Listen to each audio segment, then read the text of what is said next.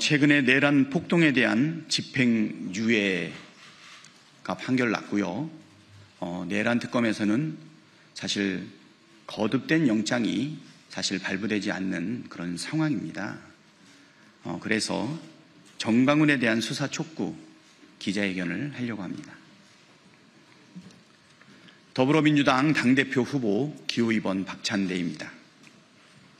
기자회견문을 낭독하겠습니다.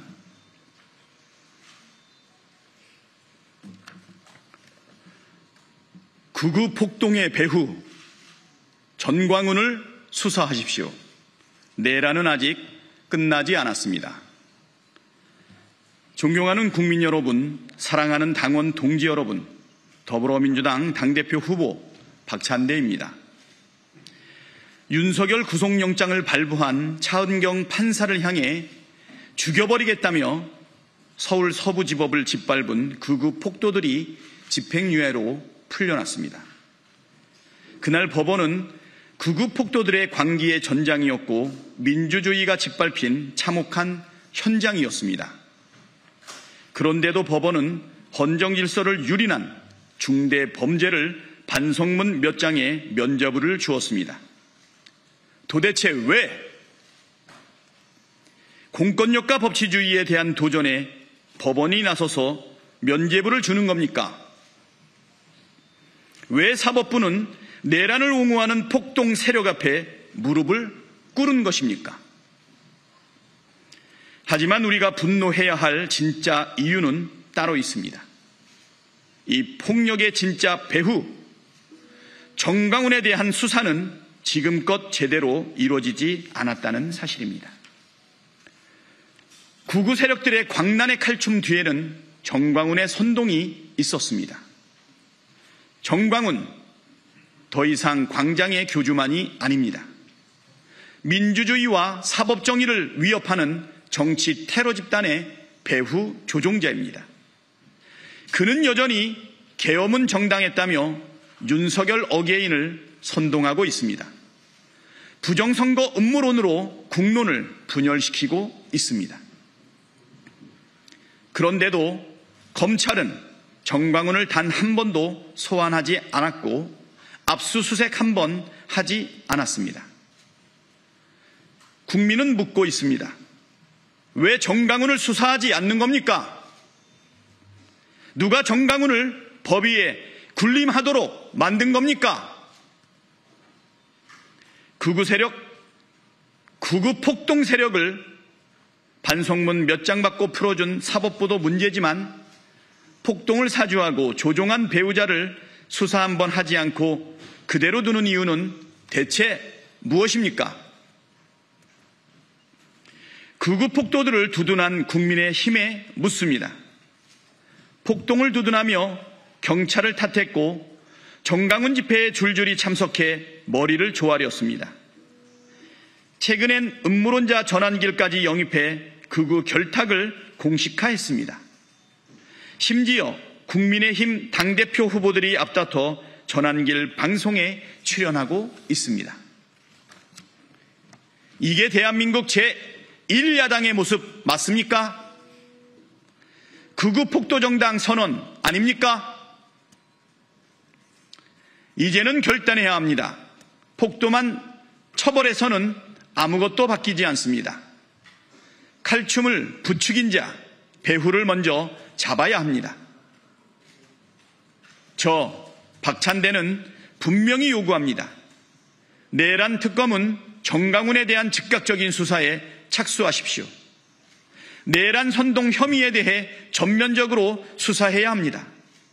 필요한 경우 윤석열 김건희 세력의 권력형 비호와 불법 정치자금 의혹까지도 파헤쳐야 합니다. 법원은 더 이상 유사한 폭력에 면죄부를 주지 마십시오. 법정은 내란의 면죄부 발급소가 되어선 안 됩니다. 다시는 내란 수괴의 호위무사를 자처하며 폭력행위를 일삼고 헌정질서를 위협하지 못하도록 헌법과 법률에 따라 엄정하게 다스려야 합니다. 법원이 그 역할을 포기한다면 법원 역시 개혁의 대상이 될 것입니다. 내란은 끝나지 않았습니다. 그 중심에 정광훈이 있습니다. 내란 종식은 구호가 아니라 정광훈 수사로부터 시작됩니다. 저 박찬대 끝까지 합니다.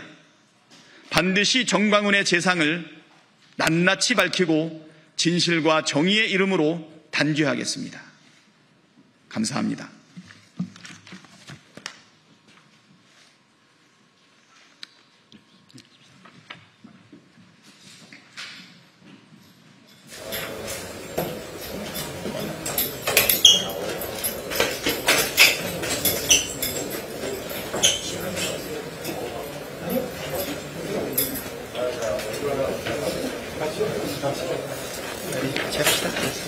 의원님 같이 서시죠.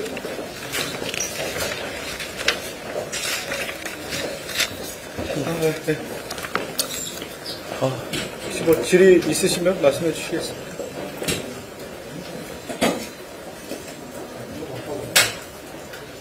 네. 안녕하십니까. 내일기한 김찬주 기자입니다.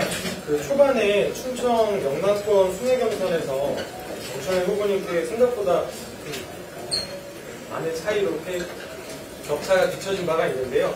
지금 현재 좀 깜깜이 선거 기간인데다가 이 기간이 결과적으로 좀 후보님께 도움이 되는 기간이다 이렇게 판단하시는지 아니면 만약에 그렇게 생각하신다면 마지막 얼마 안 남은 전당대회에서 승리할 수 있는 마지막 방안은 좀 무엇인지.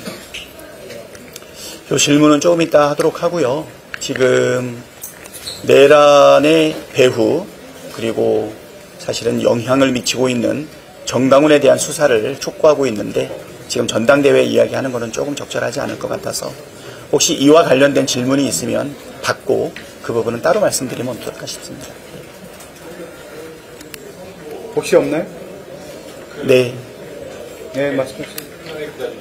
그 마지막 부분에 법원이 그 역할을 포기하면 법원 역시 개혁의 대상이 될 거다 이런 말씀 주셨는데 공교롭게도 정청래 후보가 오늘 법원조직법 개정안을 발의했는데요. 혹시 후보께서도 이런 비슷한 법안 발의 준비하시기 있으신지? 저희는 판사와 검사가 법을 왜곡해서 만약에 수사를 조작한다든가 증거를 뭐 바꾼다든가 분명한 법 왜곡을 통해 가지고 부당한 범죄 행위를 저지른다면 그것과 관련된 판사 징계법, 검사 징계법이 있어야 되지 않나 해서 법 왜곡죄에 대한 발의된 기존 법안이 있지만 추가적인 법안 발의 등을 통해서 판검사도 예외 없이 범죄를 저지르면 분명한 심판을 받아야 된다라고 하는 법안에 대한 기자회견을 한 적이 있었습니다.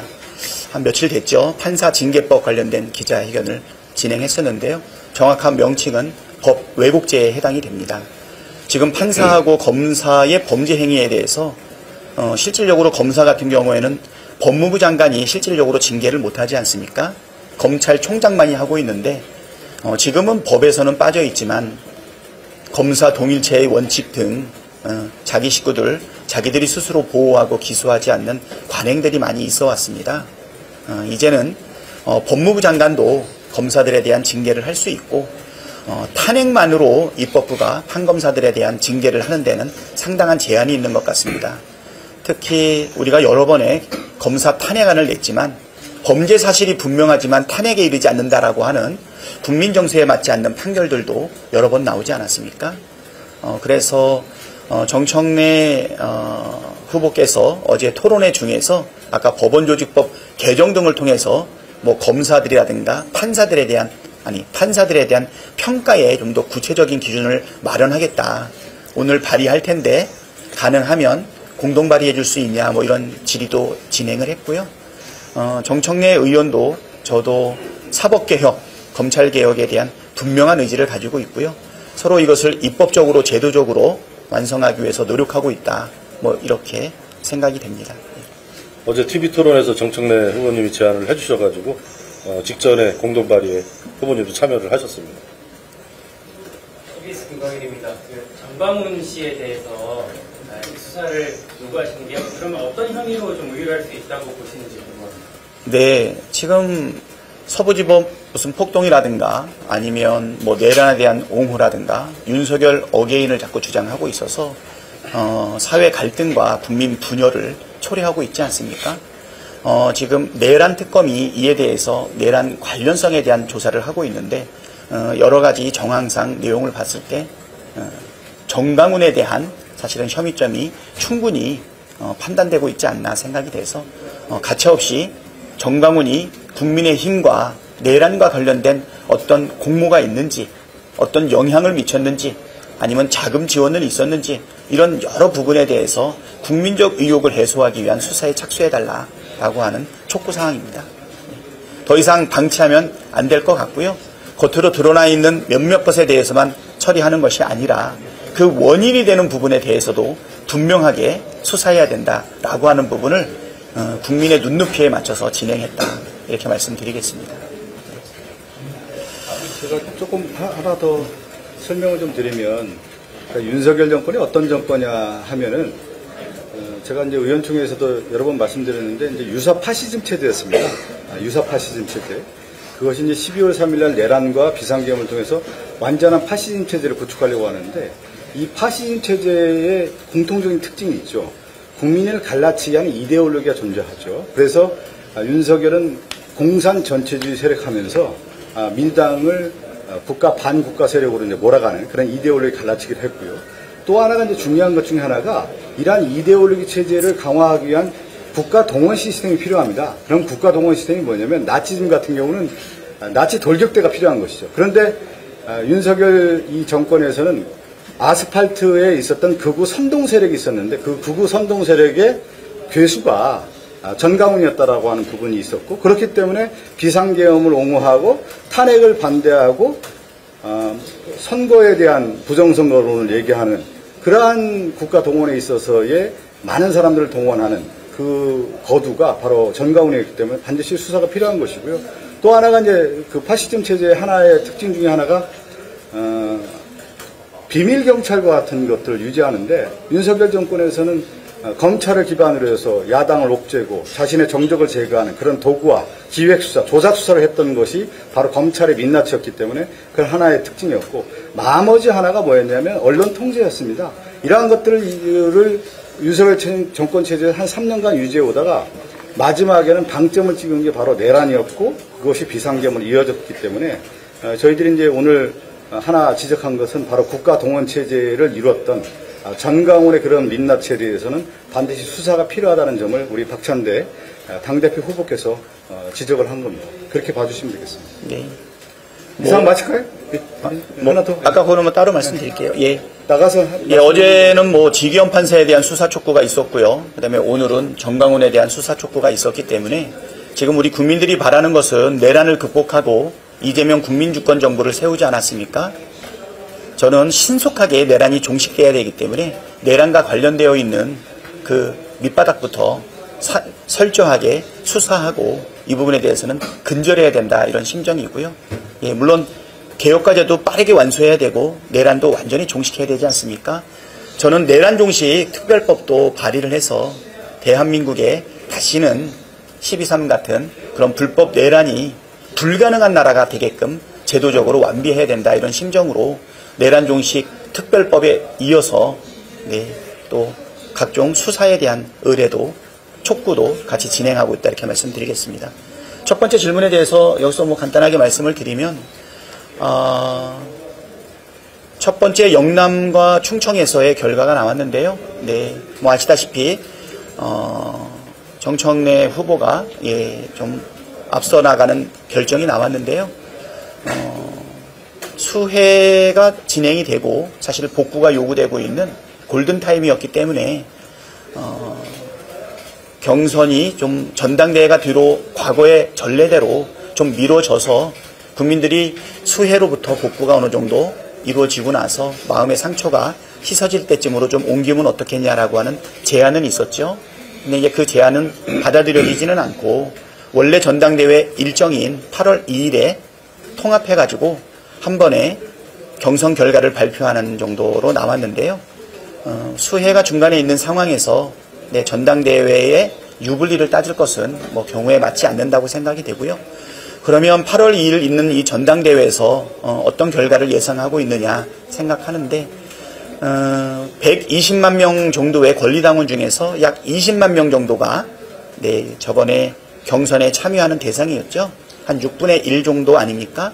그리고 55%의 포션을 가지고 있으니까 여기에 여론조사 30%, 대의원 15%를 합치면 아마 10% 안짝의 투표 결과가 오픈된 것이다. 이렇게 보면 되고요. 그 이후에 2주가 경과했기 때문에 90%의 투표가 아직 남아있는 상황이기 때문에요. 정청래 후보하고 비교되는 저의 강점을 충분히 우리 정치 고관여층뿐 아니라 일반 시민들과 그리고 우리 권리당원들한테 충분히 홍보한다면 그러면 역전뿐 아니라 넉넉한 승리도 가능하다. 이렇게 예상하고 있습니다. 이전에 두 번의 전당대회가 한 분의 강력한 후보에 의해서 일방적 결정이 이루어졌는데요. 이번에는 그 결과를 섣불리 예단하기 어려울 정도로 각축이 벌어질 수 있다고 보이고요. 깜깜이 중에서 골든크로스도 일어났을 수 있었다. 이렇게 생각이 되고 매일매일 저에 대한 지지도가 높아가고 있다는 것을 몸으로 경험하고 있기 때문에 이번 주 토요일 날 있을 임시 전당대회의 결과를 국민과 함께 기대해 주셔도 좋을 것 같습니다. 기대되지 않아요? 대역전에. 뭐 대역전이야. 넉넉하게 이기면. 넉넉하게. 기대하십시오. 예, 여러분 수고하셨습니다. 네. 폭염에 건강 조심하십시오. 준비해 주십시오.